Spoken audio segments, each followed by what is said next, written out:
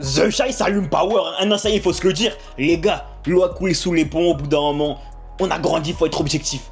The Shy ça tabasse Power. Et j'ai des preuves au final. Alors déjà moi je vous le dis cash, preuve que ce que je dis c'est vrai les frères. Personne ne serait capable d'argumenter en commentaire en me disant pourquoi est-ce que Power est censé être meilleur que The Shy. Ils vont tous me dire oh tu es de la merde, ah il est frauduleux, mais qu'est-ce qu'il raconte celui-ci? Personne ne donnera d'argument, vous verrez. Vous verrez hein. Preuve que j'ai raison encore une fois, rien que pour commencer. On est actuellement à la saison 7 de The Shy et j'ai pas peur de le dire les frères. Pour moi là on arrive à un point, il faut se l'avouer, The Shy c'est peut-être la série afro ultime. C'est pas forcément la meilleure série afro, certaines la surpassent.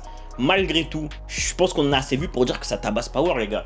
Power moi j'aime de tout mon cœur, c'est l'une de mes séries afro préférées. Moi je vous le dis qu'à j'aime trop Power, vous le savez. J'ai 500 vidéos sur la série, je pense que vous savez que j'aime de fou Power. Malgré tout en fait, Power, on va pas se mentir que c'est vite devenu redondant, que Power c'est constamment le même scénario, que Power globalement c'est Jamie veut quitter le business, nouveau fournisseur, ça bute le fournisseur, Jamie veut quitter, péripétie il est obligé de rester, et au final il y a un nouveau fournisseur, et ça recommence encore et encore, vous le savez, Power c'est globalement tout le temps ça les frères. Et globalement le problème de Power c'est que les personnages évoluent très peu, ils sont peu développés, on traite pas énormément de thématiques, on va pas se mentir, ça tourne globalement autour du sexe et du crime, c'est des adultères et c'est des histoires de gangsters. Globalement, c'est vraiment pauvre, on va pas se mentir. Maintenant, les gars, The Shy, là, on est à la saison 7, comme je vous le répète.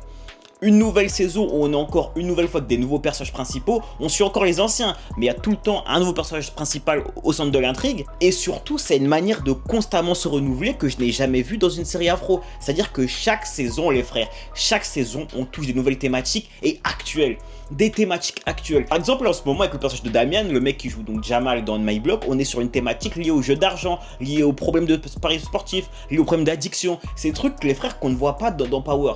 Genre chaque épisode ça te met une nouvelle thématique en tête tu vois, et c'est archi bien fait les frères. Je pense que j'ai rarement vu une série qui traite aussi bien toute l'actualité que The Shy. Les frères, The Shy c'est pour moi la série afro ultime, on traite toutes les thématiques afro possibles et inimaginables. C'est pas forcément la meilleure série afro, par contre c'est meilleur que Power les gars. Et actuellement en plus on a eu ce côté crime qui manquait parfois à la série, là c'est vraiment en grande partie même une série de crimes avec pas mal de meurtres, pas mal d'affaires de gangsters, t'as capté, mais tout en gardant ce côté humoristique, ce côté qui touche en fait à tout tu vois, genre vraiment tu suis l'évolution de chaque personnage, c'est vraiment limite un reportage, je sais pas ce que je veux dire, genre c'est vraiment en bonne vibe, mais à côté de ça en fait on sait tout faire, c'est trop méchant, vraiment The Shy c'est la série afro ultime, je le répète.